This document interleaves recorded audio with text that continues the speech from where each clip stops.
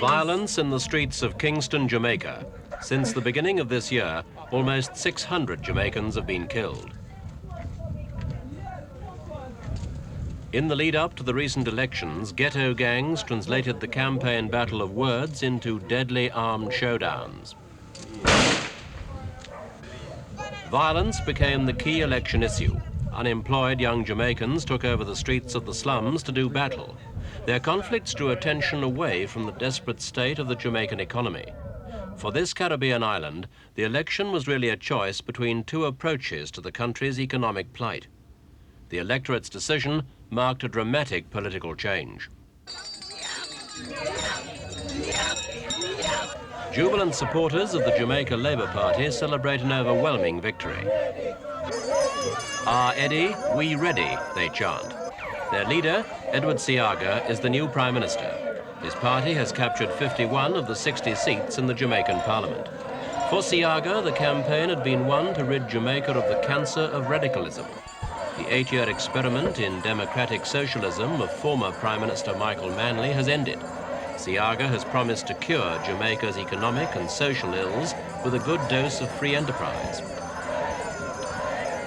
For the JLP, an important key to Jamaica's deliverance from economic despair will be aid and assistance from the United States. American money and access to the American market will be vital to Jamaica's future prosperity.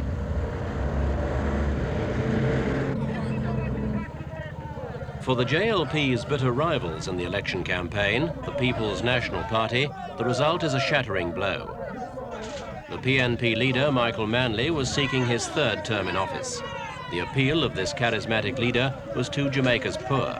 His government had set up wide-ranging social welfare programs. On the world scene, Manley was a leading figure in the non-aligned movement and a spokesman for the Third World. But Jamaica's economic crises undermined Manley's position.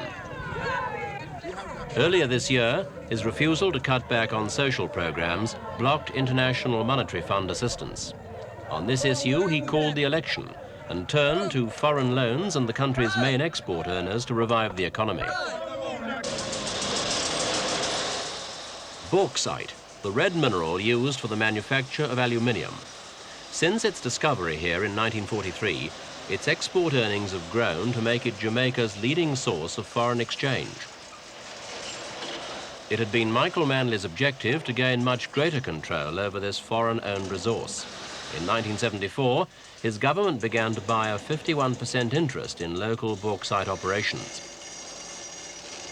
Manley was also behind the formation of the International Bauxite Association. It was hoped that an OPEC-type cartel would force up bauxite prices. But although Jamaica was the world's second largest producer of the mineral, bauxite was too freely available for the Jamaicans to increase its price. If Jamaica's bauxite became too expensive, then aluminium manufacturers could draw instead on supplies from Australia or Brazil.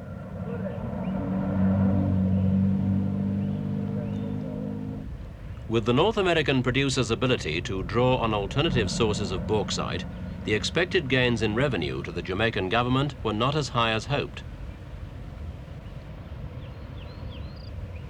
There were disappointments too in the development of Jamaica's agriculture. Sugarcane is the chief export crop. Not only do the cane fields provide sugar, but molasses and Jamaican rum are very important byproducts. The government set up agricultural cooperatives and hoped the pooling of small holdings would lead to an increase in production. In fact, raw sugar tonnage declined in 1977 and 1978 from a peak in 1976. On top of this, sugar prices fluctuated alarmingly.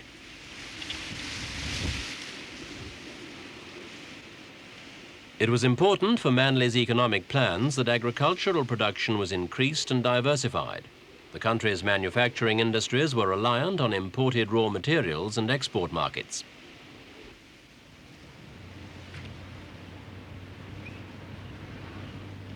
Today, the Jamaican countryside is still poor and underdeveloped. It is believed that the most profitable crop for Jamaican smallholders is growing marijuana.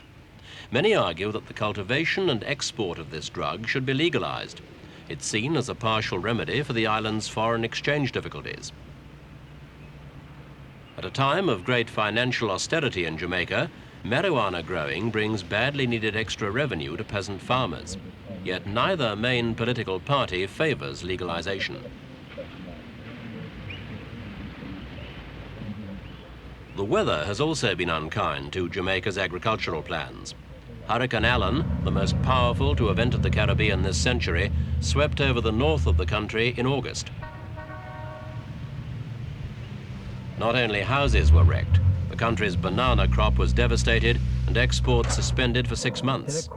Peasant farmers were left to rebuild in the aftermath of this regular Caribbean nightmare. When did it come? On the 6th of August. These agricultural setbacks have added to the problem of the country's massive external debt. The government has sufficient revenue to pay for essential imports only. Jamaica, with few natural resources, must import nearly all raw materials for manufacturing. Government cutbacks on imports have led to a squeeze on local industry. Clothing manufacturers in particular have had to close down because they cannot get foreign exchange to import cotton. Empty docks have meant fewer jobs and food shortages. A scene out of a tourist brochure, yet the allure of a holiday in Jamaica has dimmed. The Americans who flocked south to escape their winter have slowed to a trickle. Newspaper and television images of violence have kept them away. Although the northern coast beach playgrounds are some distance from the violence of the Kingston slums, other resorts in the Caribbean are seen as safer. This season, some of the beaches were empty and the tourist hotels only a quarter full. The effect of this slump is serious. Tourist income is second only to bauxite as a foreign exchange earner. A lot of money has been spent to provide every amenity for the visitor. Jamaica's attractions have been packaged as everybody's ideal of a Caribbean island.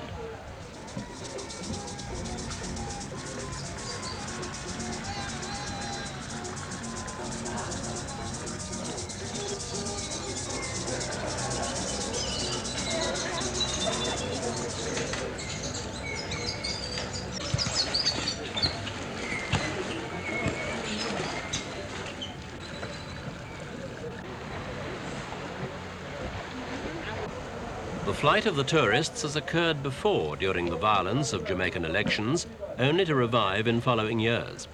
But the world of the resorts contrasts sharply with life among the urban unemployed. Jamaica's economic problems have left a third of its population out of work. In these areas where tourists are warned not to go, the local music of the people plays constantly.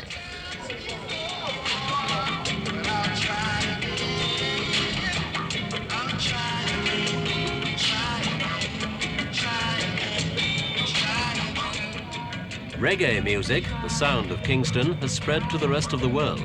The themes and lyrics of reggae reflect life in the slums. Recent months have seen growing shortages of basic commodities. Food queues form outside shuttered shops. It was problems like this that undermined the traditional support for Michael Manley's People's National Party among the urban poor.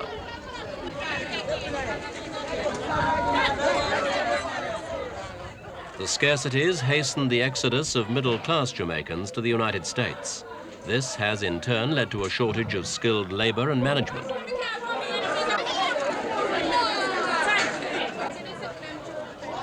Michael Manley saw two main problems as the cause of his country's economic woes. First, the basic dependent nature of the Jamaican economy, dependent on imported raw materials for its manufacturing industry and the Western market for its exports. The second main problem was the steep rise in oil prices, which began in 1973. Jamaica has no oil of its own. Paying for imported oil swallowed an ever larger share of the country's relatively static earnings. The government responded by cutting back on petroleum imports. Petrol has become scarce and expensive. Like other commodities in Jamaica, you often have to queue for it.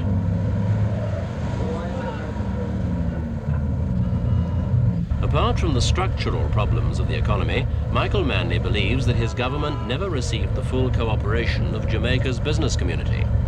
They viewed his experiment in socialism as a threat to their own interests. The Jamaican Labour Party, representing business, labelled his policies communist. The local private sector has not cooperated. Now, depending on your point of view, you can see this as either a lack of patriotism verging on sabotage, or you can blame that all on the government, depending on your point of view. Our feeling about it is this, my own feeling about it is this, that Jamaica was an extremely elitist society, and a society by no means marked by concern for social justice. That Jamaica had to begin to tackle the question of the fundamental social relationships of the society, and we did that. We did that consciously and deliberately because it had to be done, in our view. Manley's foreign policy certainly opened up new contacts with the Eastern Bloc. He sought to move the Jamaican economy away from its dependence on the West. Visits like this one to Russia in April 1979 were aimed at opening up trade contacts. Manley believed that the centrally planned economies of the communist world could provide him with more secure markets for Jamaica's bauxite and sugar exports. New partners for bauxite would lessen the grip of the North American market. The Russians were also an alternative source of loans.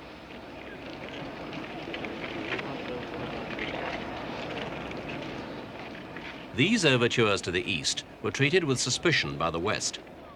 In American eyes, Jamaica holds a strategic position in the Caribbean, with a new leftist regime in Nicaragua joining that in Cuba. The Americans perceived a growing threat to their sphere of influence. Manley's friendly relationship with Cuba particularly disturbed the Americans. The Jamaican Labour Party saw the Cuban embassy in Kingston as a hostile source of alien plans and plots. The Cuban connection became a major election issue among JLP supporters. Cuba was portrayed as fostering election violence. They are not good. They come to mash up Jamaica. They bring guns to killing off our own black people in Jamaica. We don't like the Cuban, none at all. No way. Or the Russian. At a pre-election press conference, Manley defended his relationship with Cuba. It was similar to any other country. As far as the future is concerned, we intend to continue in exactly the same way, respectful of each other's sovereignty, not interfering in each other's affairs, finding those points where two poor countries can cooperate and make common cause for worthwhile objectives which can be pursued internationally. It was against this background of economic problems and Manley's relationship with Cuba and the communists that Jamaica embarked on its election campaign.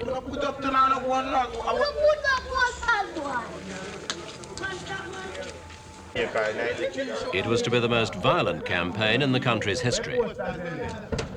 The army was unable to control the warring factions. By night, political gangs controlled the Kingston slums. Often the gunfire and bloodshed spilled over into the daylight hours. The PNP blamed the American CIA for fomenting the unrest. Parallels were drawn with the disorders which preceded the overthrow of Dr. Salvador Allende in Chile in 1970.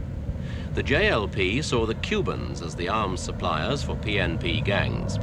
Edward Seaga insisted that the Cubans were supporting Manley's party by training socialist commandos. It was party tribalism. Supporters sought to intimidate their opponents with the barrel of a gun. Violence dominated the headlines and the election.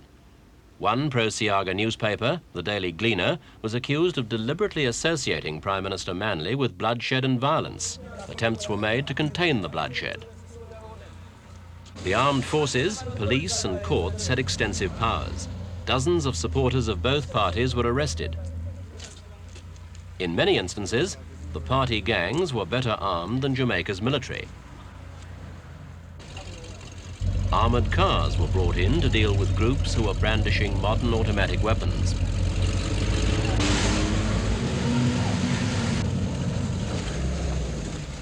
It's believed that illegal sales of marijuana enabled the gangs to buy modern American automatic rifles in Miami. One solution to the widespread possession of arms was the gun court. This is a detention centre especially set up to hold people arrested for carrying unlicensed arms. The detainees can be held without trial. During the state of emergency prior to the 1976 election, 400 people were held in gun courts. At that time, the JLP called the courts dictatorial. In the 1980 election, both parties agreed on their usefulness, but the violence was not stemmed.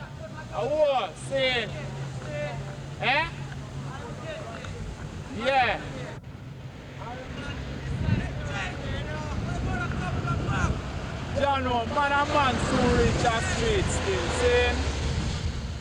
Further appeals by the government to catch those who possessed illegal guns were made in the press, but political and gang loyalty was high.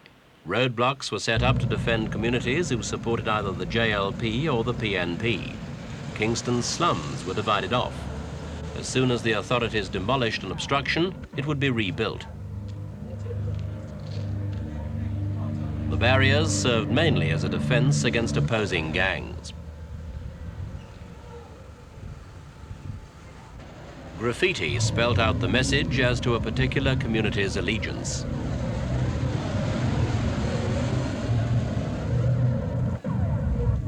Occasional forays by one group into another's territory led not only to bloodshed, but the widespread destruction of property. The fire brigades were frequently obstructed by roadblocks. Often, they arrived too late.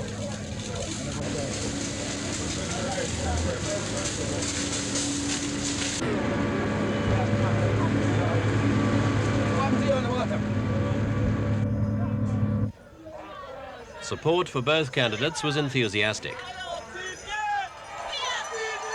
The party leaders were to risk their lives by going out to campaign. Edward Seaga was not renowned as a man at ease in popular meetings. Measured against the charisma of Manley, Seaga was seen as a lackluster leader, an intellectual and a dull financial expert. But in the 1980 campaign, he appeared to have cultivated a common touch. Seaga had entered politics at the age of 23 and had been a minister in previous JLP governments from 1962 to 1972. At 50, he was now promising deliverance from the Cubans and from the shortage of basic commodities.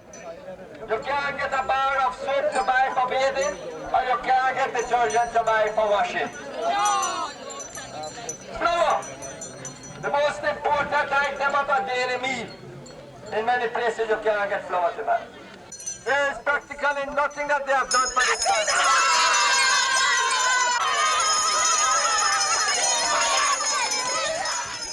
To replace Manley's shortages, Seaga promised an economy on the Puerto Rican model. Like that country, Jamaica would try to become an important offshore manufacturing center for the United States. It would offer the advantages of cheap labor and tax concessions to American entrepreneurs. This would be the nature of the JLP deliverance after their victory at the polls.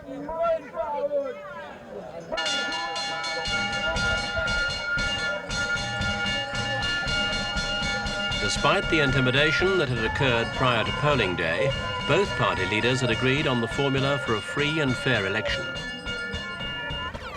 Within the PNP, Michael Manley was seen to straddle the moderate and radical wings. The JLP expressed fears that the radical wing might not accept the outcome of the election. PNP Party Secretary Donald Duncan is said to have claimed on the eve of the election that Jamaica was entering its revolutionary phase.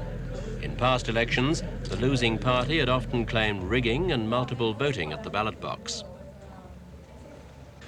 In this election, British aid was sought and the same methods used as in the pre-independence ballot in Zimbabwe. The finger of each voter was stained in order to prevent him from returning to vote twice. The parties were to generally accept the outcome of the election.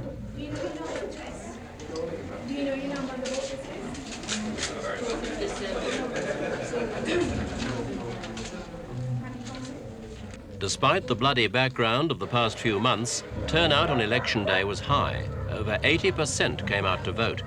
It was widely considered the most important election in Jamaica for many years. But even on election day, violence was close at hand.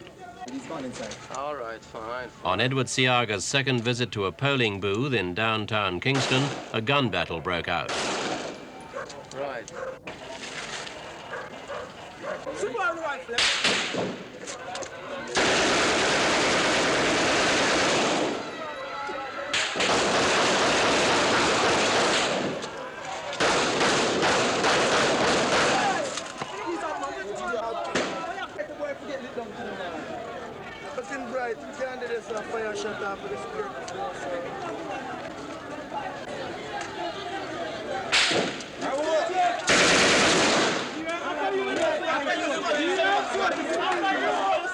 The battle between Seaga's bodyguards and the unknown assailants was to rage for 2 hours.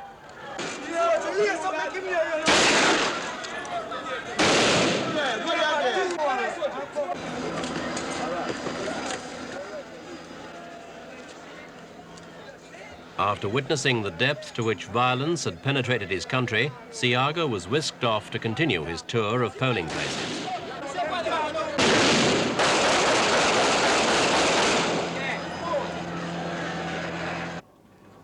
We were actually pinned down in a particular area for 2.5 hours this morning, while nothing less than 2,000 rounds of ammunition were fired. These things, however, notwithstanding, did not dim the spirit of the people, and the people went on to record the most dramatic electoral victory in the history of this country. Hear, hear.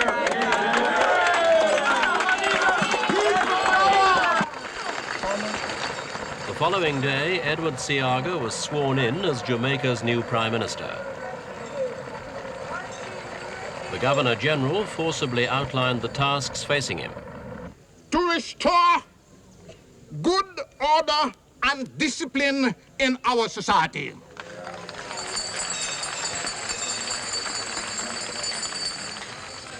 He will have to seek, with the help of all of us, to rebuild the shattered economy of our country.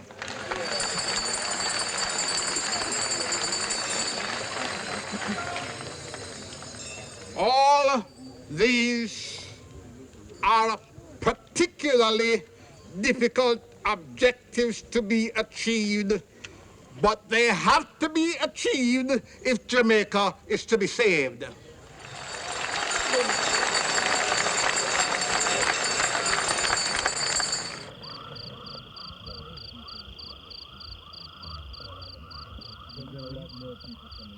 In the history of Jamaica, no Prime Minister had come to power with so overwhelming a mandate for his prescribed remedy. It remains to be seen whether Seaga's economic medicine can give Jamaica a more stable future.